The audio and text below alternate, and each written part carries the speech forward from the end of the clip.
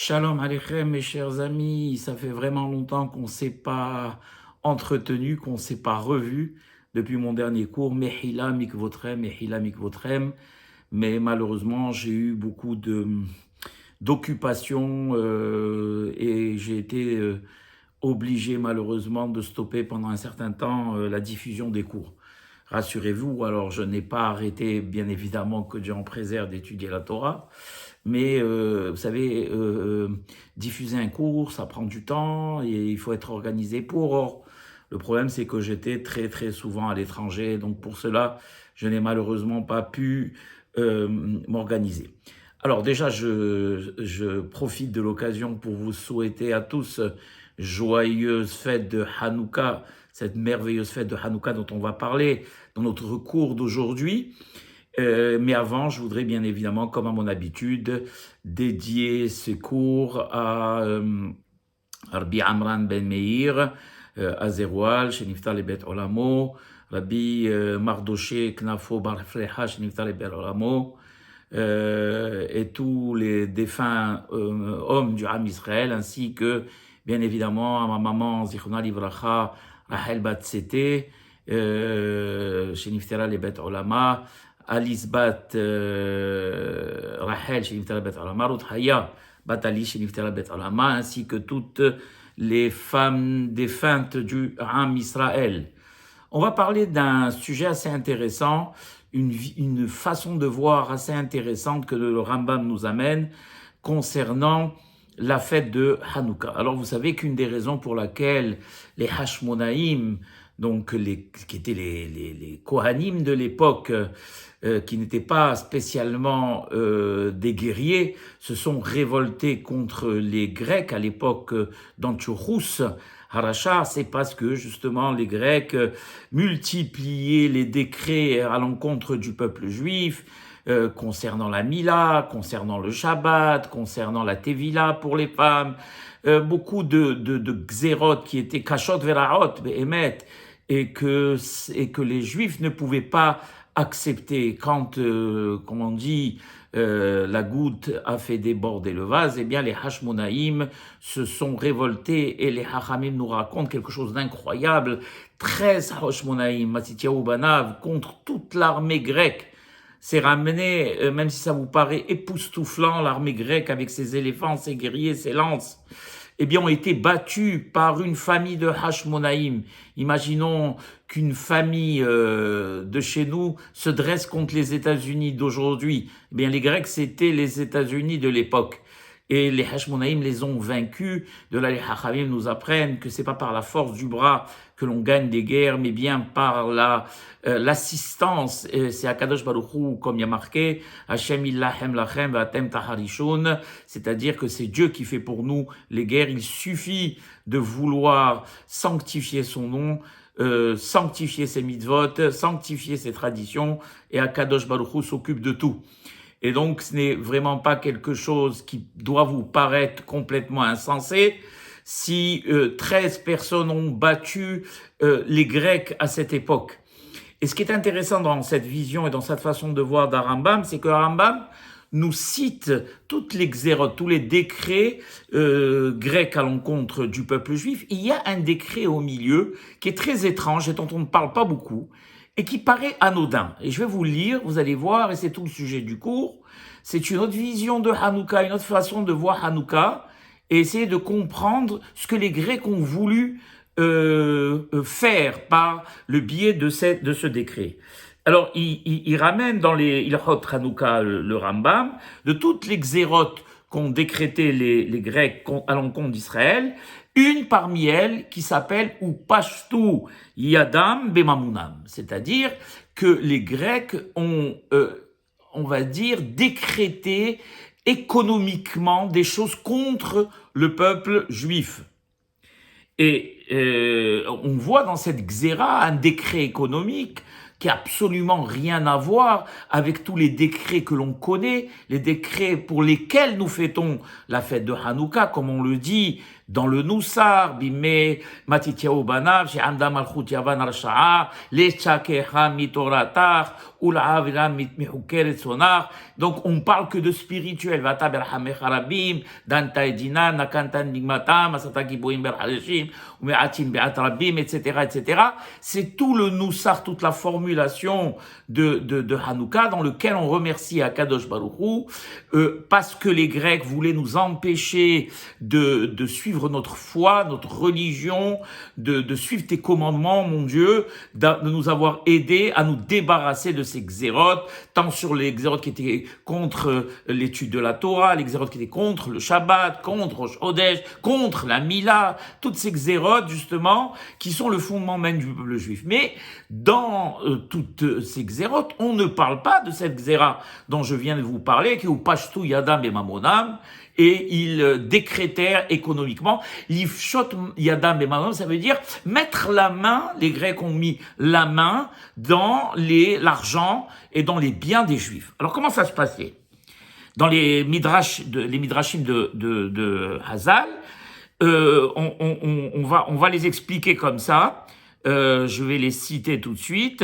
On a tout fait pour essayer justement d'atteindre les biens du peuple juif. Et on nous explique, on nous dit, Bimem Malchut Yavan Al-Sha'a, à l'époque de la grecque impie et méchante, Gazru al Israël, ont décrété contre Israël, chez Kol Mishiesh Lobari à Betor Beto, que tout celui qui a un verrou à la porte de chez lui, autant dire tout le monde, Yahkok Alav chez En Lo Helek Beloke Israël, qu'il grave sur ce verrou, donc qu'ils prennent son verrou, qu'ils prennent un marteau avec un pic et qu'ils gravent sur ce verrou qui n'a aucune part, qui n'a rien à voir avec le Dieu d'Israël. C'est-à-dire que le juif devait marquer En li helek beloke Israël. C'est quelque chose de très profond, ce que les Grecs en réalité ont voulu dire. C'est quoi En li helek beloke Israël? Comme il y a marqué, Helek Hashem Ammo, le peuple juif a une relation particulière avec Hakadosh Baruch Hu. Et Helek en hébreu veut dire une part. C'est-à-dire que les Umot Haolam, les nations du monde, sont régies dans leur globalité, tandis que le peuple Israël, la providence, elle est, on va dire, individuelle. Le peuple juif a une place particulière dans sa relation avec Hakadosh Baruch Hu. Sur Helek, Hakadosh Baruch Hu s'occupe particulièrement du peuple juif, s'occupe lui-même du peuple juif, pendant que, on va dire, les autres anges tutélaires, les 70 autres anges tutélaires, s'occupent des nations du monde. Donc, ce qu'on dit quand on dit En li helek beloke Israël, c'est-à-dire que cette part particulière qui me lie à Kadosh Baruch Hu, eh bien, en réalité, les Grecs voulaient nous dire par là que, en réalité, nous, le peuple juif, n'avons pas ce privilège et sommes régis au même titre qu'eux par la providence globale. Et il fallait donc mentionner cela sur le verrou de chez chaque juif, c'est-à-dire en réalité renier la foi d'Israël et renier la relation avec Hakadosh Baruch Hu. Ensuite, ils ont ajouté, ils ont dit, qu'est-ce qui s'est passé quand les Grecs ont demandé cela? Bien sûr, les Juifs ne voulant pas renoncer à cela, ont pris leur verrou et les ont retirés des portes de chez eux, tous. Et donc, quand ils ont vu ça, les Grecs, ils ont encore décrété quelque chose de nouveau.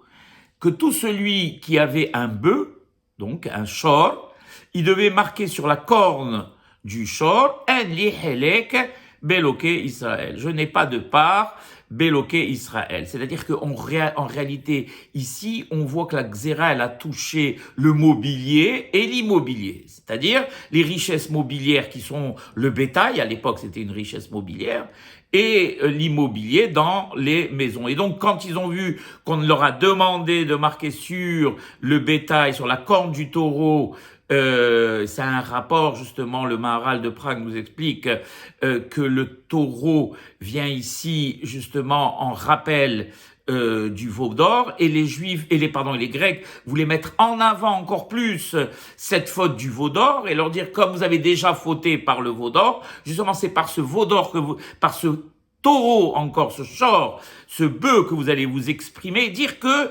encore une fois, vous n'avez pas de part dans Éloqué Israël. Les Juifs, entendant ça, ont pris tous ceux qui avaient des bœufs et les ont vendus. Résultat des courses, comme on dit, ce qui s'est passé, ça a été la catastrophe pour le peuple juif. D'une part, leurs maisons étaient ouvertes, leurs portes étaient ouvertes, et donc tous les voleurs rentraient et se servaient et les dépouillaient. Et étant donné qu'ils ont vendu tous leurs bœufs, il y a eu justement une pénurie terrible dans la viande et personne ne trouvait de viande. Et on n'arrive toujours pas à comprendre, il nous dit ici le Harav, qui est le Rav, en l'occurrence le Rav Schlesinger, qu'est-ce qu'il y avait derrière ce décret? Quel est en réalité le fil conducteur de ce décret? En quoi ce décret est, comment dirais-je, est en relation avec tous les autres décrets qu'ils avaient déjà émis à l'encontre du Ham Israël? On voit vraiment pas qu'est-ce que les Grecs voulaient, quelle était l'intention des Grecs. Pas. Alors il nous dit ici le Rav Schlesinger, quand on se concentre et on analyse de plus près cela, on va trouver justement la réponse. Et et il nous explique, le Rav Schlesinger, qu'en réalité, l'objectif des Grecs, dans toutes ces xérotes ces décrets que je viens de vous citer, était le suivant. Et il disait comme ça, les Grecs. Bo venehadesh alehem xerot ad shivatu belokehem ve'aminu be'avoda zara shelanu. Mettons-leur la pression par ce genre de xérotes économiques pour qu'ils renient leur Dieu, donc le Dieu d'Israël, et qu'ils adorent à nous, nos dieux à nous, et on connaît la multitude, l'Olympe même, eh bien c'était le Parthénon, c'était tous les dieux grecs possibles et imaginables, le dieu de la mer, le Zeus, le dieu Vénus, enfin tous les dieux possibles et imaginables. Et donc c'était derrière tout cela, il y avait vraiment un objectif qui était comment dirais-je, qui était poursuivi dans ce sens. Et ce qui est intéressant, le Rav Schlesinger est formidable pour ça, il ramène toujours, en réalité, l'histoire est un éternel recommencement.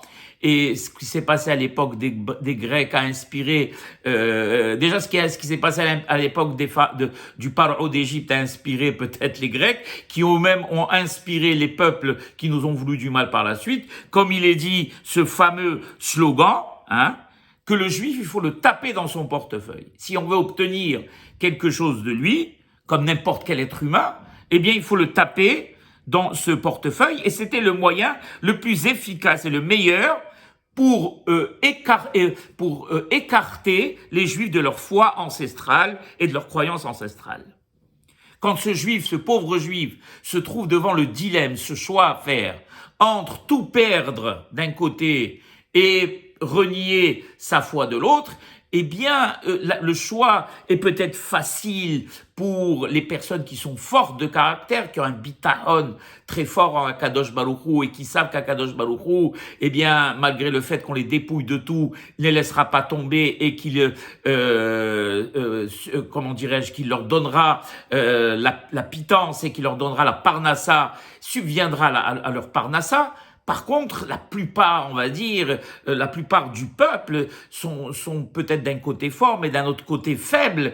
Et malheureusement, devant un choix aussi terrible, quand une personne elle a une famille, des enfants, elle a tout un patrimoine et se retrouver devant un choix aussi terrible peut pousser malheureusement, comme ça s'est passé tout simplement à l'époque d'Isabelle la catholique et de Ferdinand d'Espagne. Imar les Juifs avaient une position très très très en vue dans la cour d'Espagne. C'était des nobles, des commerçants très riches, des gens qui étaient dans la banque, dans les affaires et à qui on a demandé, on les a mis devant le choix suivant, ou se convertir au catholicisme, ou bien devoir renoncer à leurs fonctions et à leurs biens, tout laisser et partir comme ils l'ont fait les pauvres tous le 9 av de l'an 1492 pour une grosse partie. Mais malheureusement, on le sait, ce qu'on a appelé les maranes, donc ceux qui, d'apparence, étaient devenus chrétiens, mais qui, les pauvres en cachette, continuaient à pratiquer leur judaïsme, ou ceux qui se sont complètement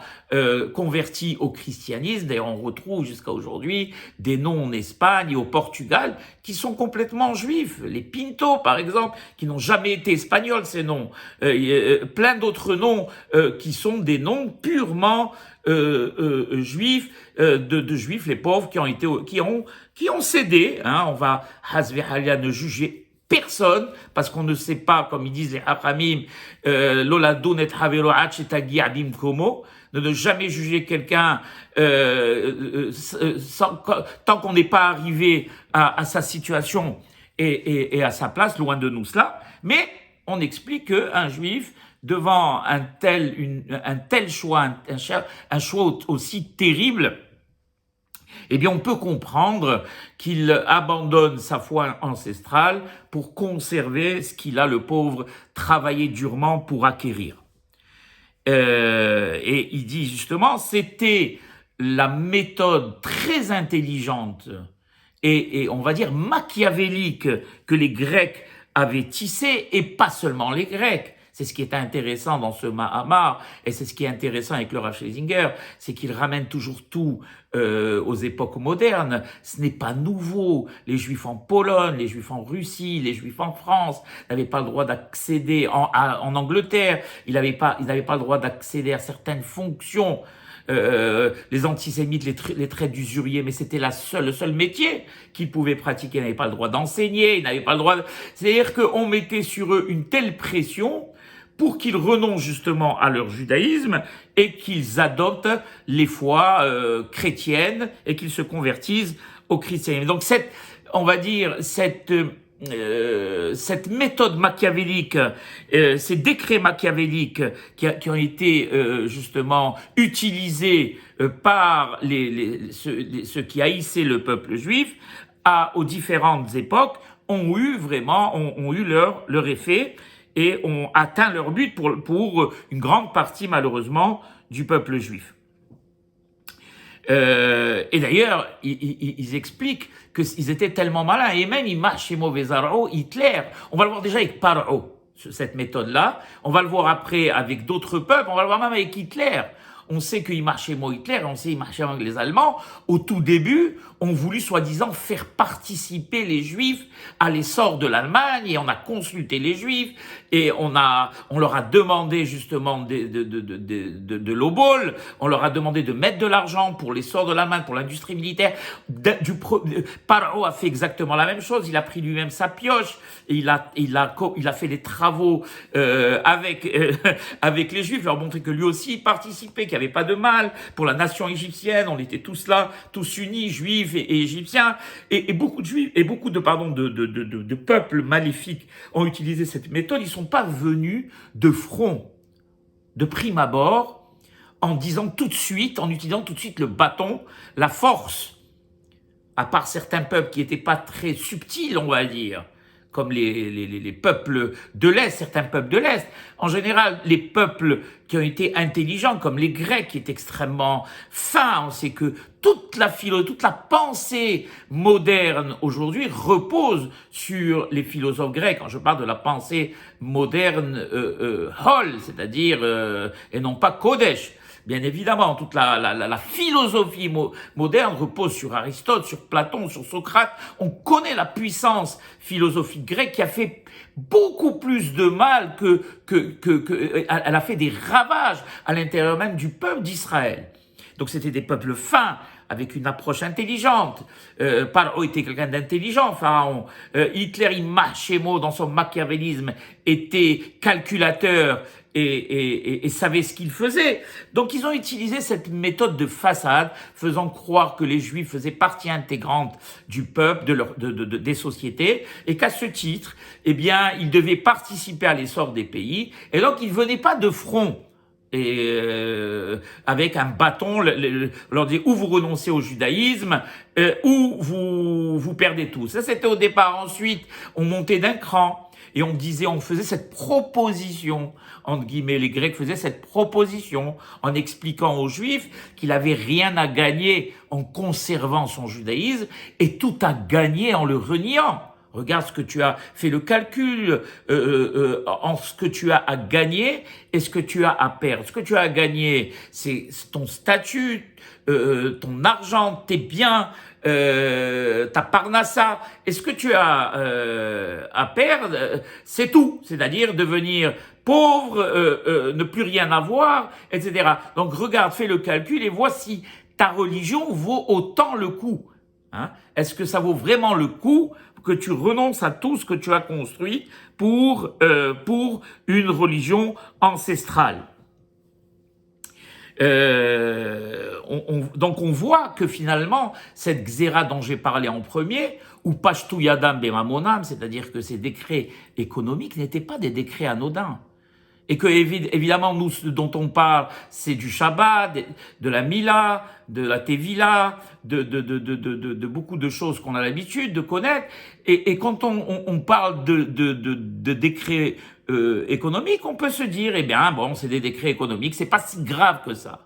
Or, finalement, on se rend compte que ce décret-là est beaucoup plus grave que tous les autres décrets, puisqu'il est la base de tout. On sait que la subsistance est la base de tout, et la pression qu'on mettait sur l'épaule de ces pauvres juifs était insupportable, et avait beaucoup plus d'efficacité que le fait qu'on les oblige à renoncer au Shabbat, qu'on aurait pu faire en cachette, comme l'ont fait les Juifs en Espagne, ou la Mila, ou d'autres. Mais par contre, le domaine économique, eh bien, ou Pashto Yadam et Mamonan, c'est vraiment, quand on s'intéresse, comme il a fait le Rambam, à cette xéra, on se rend compte que ce n'était pas une xéra anodine, mais qu'elle avait malheureusement tout son cynisme à l'intérieur. Et il explique aussi, le Rav Schlesinger, c'est que d'un autre côté, on voit aussi qu'on nous ramène dans le Talmud de Masechet. Il y a deux volets en fait dans son explication. Il y a ce volet dont je vous ai parlé, cette xéra-là qui était bien calculée, et il y a un autre volet dont on parle ici, dont il parle dans son exposé, c'est ramené dans le traité de Meïla, où il y a marqué une fois, l'empire grec a encore une fois fait des xérotes qu'on connaît classiques, on va dire, entre guillemets, qui est celle d'interdire le Shabbat, qu'il n'y ait pas de Mila, d'interdire la Mila, que les hommes ne puissent pas cohabiter avec leurs femmes, c'est-à-dire que de manière permise, puisque les mikvaot, donc les bains rituels étaient fermés. Donc, il leur laissait pas d'autre choix que Dieu en préserve que de cohabiter de manière hasvehaïla interdite. Et quand on a vu tout ce panel de xérot, il y avait un grand rabbin qui s'appelait Rabbi Reuven ben Istrobali. Qu'est-ce qu'il a fait, lui? À l'époque, donc, des Grecs, il s'est coupé les cheveux. Les Grecs avaient une façon de s'habiller particulière et ils avaient une coupe de cheveux un petit peu particulière, différente complètement des Juifs. Ce qui a sauvé d'ailleurs les Juifs de tout temps. On le dit même à la sortie d'Égypte, c'est que ils étaient différents dans leur façon de parler, dans leur façon de s'habiller, dans leur façon leur coupe de cheveux était différente. Les Juifs ont un aspect, ont un physique différent des autres peuples dans lesquels ils habitaient à l'époque.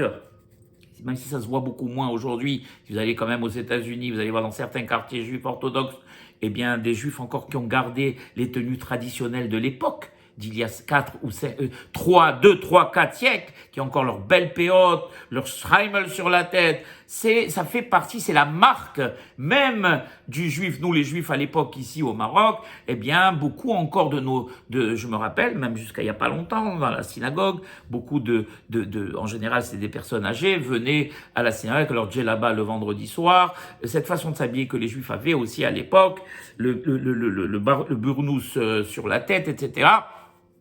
Ça fait partie, on va dire, de l'identité juive. Et donc ici, on les a empêchés de faire ces trois choses. Et lui, qu'est-ce qu'il a fait? Pour ressembler aux Grecs, pour ne pas se faire remarquer, il s'est fait couper les cheveux comme les Grecs se coupaient les cheveux en ramenant une mèche. C'est-à-dire ils avaient une façon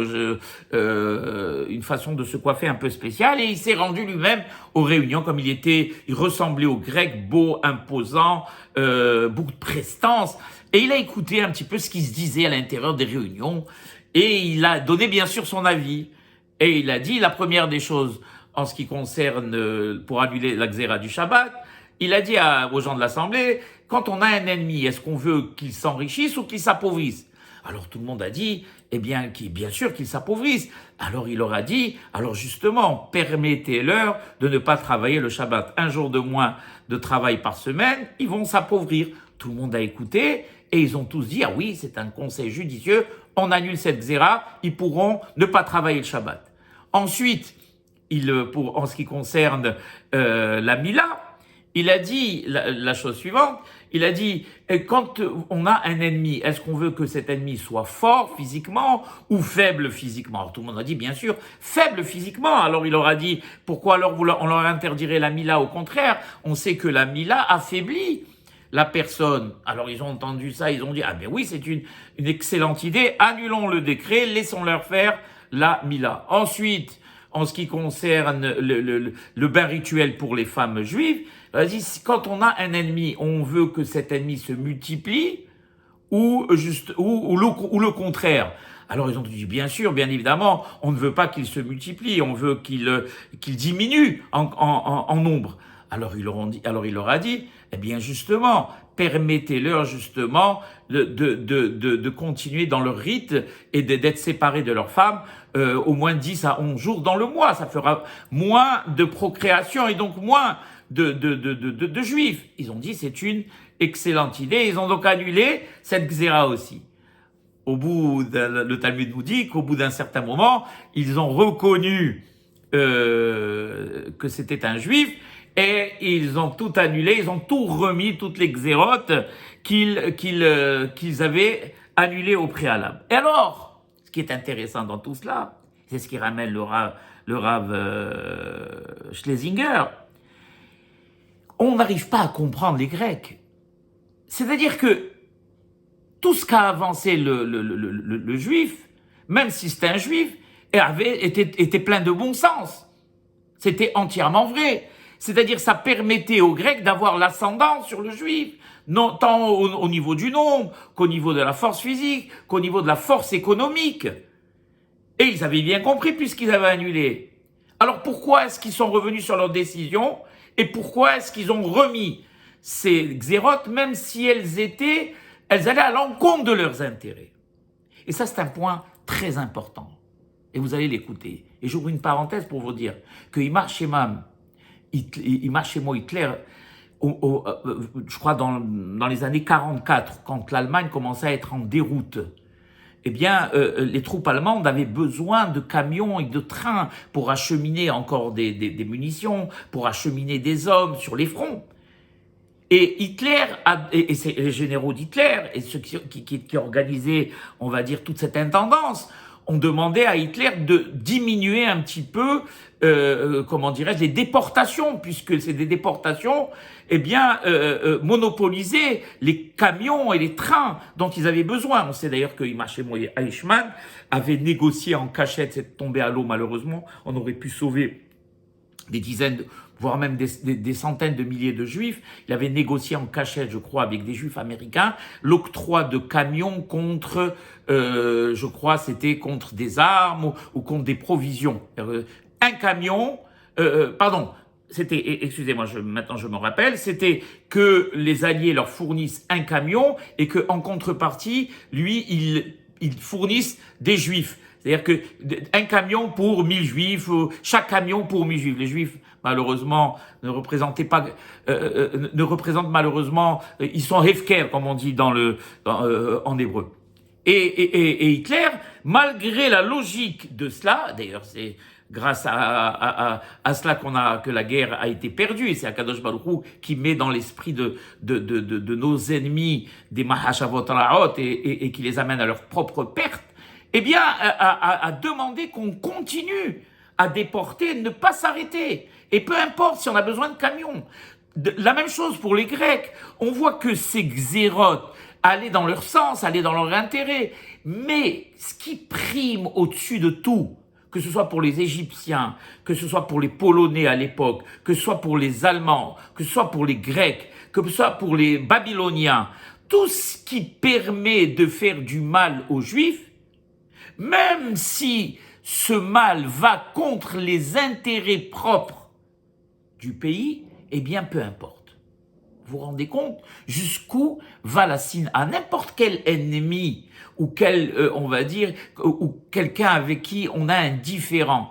Quand on lui propose quelque chose qui va dans son sens, même s'il est obligé de renoncer lui-même à une part, bien il accepte. C'est ce qu'on appelle des compromis. Pas de compromis pour le juif. Si le fait qu'il n'ait pas de Shabbat, si le fait qu'il n'ait pas de Rosh Chodesh, si le fait qu'il n'ait pas de Mila, si le fait qu'il n'ait pas de Tevila, suffit à les rendre malades, suffit à les empêcher de pratiquer leur religion, suffit pour les brimer, etc., et pour leur faire renier leur foi, même si tout cela va à l'encontre de nos intérêts, continuons à le faire. Vous vous rendez compte? C'est ce qu'il dit, c'est ce que ramène ici le Rav Schlesinger. Et alors, pour conclure, puisque je ne vais pas aller encore plus loin que cela, on va arriver à deux conclusions. La première des conclusions, c'est la suivante qui nous ramène le Rav Schlesinger. Quand il y a une xéra, quand il y a un décret, même quand il nous paraît contre les Juifs dans un pays, comme on a entendu dernièrement, l'abattage rituel dans certains pays européens, l'interdiction de la Mila, soi-disant pour des raisons humanitaires, l'interdiction de l'abattage, soi-disant parce qu'on fait souffrir l'animal, même si c'est complètement faux, et les scientifiques ont prouvé que notre shehita à nous était complète, elle ne le faisait absolument pas souffrir. La bête, à la différence de la façon dont on les tue dans les abattoirs à coups de massue et à coups de balles de revolver. Malgré tout, cela paraît anodin. Quand on écoute ça, on dit oui, on va s'organiser, on mangera que du poulet. Eh bien oui, ils ont raison. En fait, en réalité, ils cherchent à protéger les animaux, ou bien ils cherchent soi-disant pour des raisons humanitaires de pas faire souffrir l'enfant, alors que l'enfant n'a que 8 jours et qu'il souffre un tout petit peu, c'est vrai. Mais montrez-moi un juif qui se rappelle de sa Mila. J'aimerais bien voir un juif qui se rappelle de sa Mila. Qu'on s'assoie lui et moi et qui me raconte ce dont il se rappelle au niveau de ça. Mila. Par contre, des images atroces qu'on voit à la télévision, que les enfants voient à la télévision ou sur leur portable, ou toutes ces atrocités qu'on nous montre, toutes ces mauvaises nouvelles du matin au soir, il y a des enfants qui n'endorment pas, il y a des enfants qui sont rappels, qui ont été marqués par une violence à l'intérieur de leur foyer, qui les a détruits jusqu'à l'âge adulte, etc. Mais tout ça, on n'en parle pas. Tout ça, ça fait partie on va dire de l'habituel. Donc ça, eh bien écoutez, l'insupportable, l'impensable est acceptable. Mais quand il s'agit du juif, quand il s'agit de sa Mila, d'ailleurs, par qui nous avons été sauvés au niveau de la Mila, je ne sais pas dans quel pays on voulait carrément interdire la Mila, il y a eu levée de boucliers de nos frères musulmans, c'est grâce à eux, eh bien, que parce qu'ils étaient en plus grand nombre, que ça a été annulé. Autrement, peut-être que certains pays d'Europe, on aurait pu faire la Mila à nos enfants. L'abattage rituel, la même chose. Il y a certains pays où ça commence à devenir très très dangereux et on pourra avoir, que Dieu en préserve dans le futur, une pénurie de viande cachère. Allez savoir, tout ça cache derrière, il dit le Rav Schlesinger, et on en est persuadé, eh bien un certain aspect antisémite. C'est-à-dire sous le couvert, comme ont fait les Grecs, de décrets économiques allant dans l'intérêt du juif pour qu'il conserve son statut, et ici pour que le juif, soi-disant pour des raisons écologiques, humaines, etc., derrière tout cela se cache toujours malheureusement une haine viscérale à la pratique juive, à la pratique de la religion juive et tout ce qui s'y rapporte. Ça, c'est le premier constat. Le deuxième constat, il est très intéressant. C'est un raisonnement, il dit ici le Hacham, a fortiori qu'on va faire. Et il dit comme ça. Il dit, si les peuples qui nous détestent, je vais traduire en même temps, décrètent contre nous des décrets qui ne vont pas dans leurs intérêts propres. qui ne sont même pas compris par eux. D'ailleurs, ils ne comprennent même pas pourquoi ils décrètent des choses qui vont contre leurs intérêts. Eux-mêmes ne le comprennent pas. Mais pour faire du mal au peuple juif, ils décident de les maintenir parce que tout ce qui fait du mal aux juifs est considéré comme bien et profitable. Alors il dit, a fortiori nous, on doit se comporter de la manière qu'on comprend et qu'on a, comment on dit, hérité de nos ancêtres. Parce que tout le monde regarde d'un œil étrange. Le Shabbat n'est compréhensible que pour le peuple juif. La Mila, on a nos frères musulmans qui pratiquent la Mila, donc c'est quelque chose qui est moins incompréhensible, bien que la plupart des gens, des peuples dans le monde ne comprennent pas. Il y a le fait qu'on allume une Hanoukia comme on va le faire ce soir, peut-être compris si on leur explique qu'on commémore quelque chose, parce que la commémoration est une habitude, on va dire, qui est adoptée par pas mal de peuples. Par contre, le Shabbat ou la Tevila, le bain rituel, c'est quelque chose d'incompréhensible. C'est quoi ne pas allumer un téléphone, ne pas regarder une télévision, ne pas allumer le feu, ne pas prendre une voiture? Ça ne veut plus rien dire dans un monde moderne. Alors, il y a certains juifs qui peuvent dire, eh bien, pour ne pas me faire mal voir, je vais me confondre, je vais m'assimiler, comme le veut Zemmour, complètement. Je ne vais pas m'intégrer comme on doit le faire, non, je vais m'assimiler, me fondre dans les mœurs occidentales ou autres. Et je vais pas me faire remarquer. Pourquoi? Parce que ils vont pas comprendre mon Shabbat millénaire. D'accord? Ils vont pas le comprendre, ils vont pas le saisir, ils vont pas comprendre ma Tevila. Ce que c'est que la Tevila, quand on achète des nouveaux kelim, des verres, des assiettes, des couteaux, etc., ne pas pouvoir les utiliser, les amener dans un mikvé, les tremper. À part le juif, qui peut comprendre une chose pareille? Bémet. On nous traite même, on est complètement farfelu, le juif. Il est farfelu. Dans un monde qui a banni toutes les valeurs, ces valeurs-là sont incomprises complètement. Donc le juif, il peut être tenté et dire pourquoi me faire remarquer. Continuons à faire comme les autres. Alors il dit, c'est le Rav. Il dit, si les peuples qui nous ont détestés à l'époque et qui continuent à nous détester aujourd'hui décrètent des choses que eux-mêmes ne comprennent pas pour nous faire du mal, nous, a fortiori, les choses que nous comprenons, les traditions que nous comprenons, que nous avons héritées, combien nous devons continuer à les pratiquer. Voilà. Donc, c'est en réalité toute la morale de ce cours. Voilà, mes chers amis, j'espère que ce cours vous a plu. Be'ezat Hashem, on se verra très bientôt dans un prochain cours, Be'ezat Hashem ou Bishorato. Encore une fois, vous tous, joyeuse fête de Hanouka, et que cette fête de Hanouka, cette fête de la lumière, amène la lumière non seulement à notre peuple, mais au monde entier, qu'il chasse l'obscurité, que Be'ezat Hashem, Yelanurak Bsorot Tovot, Amen, Ve Amen.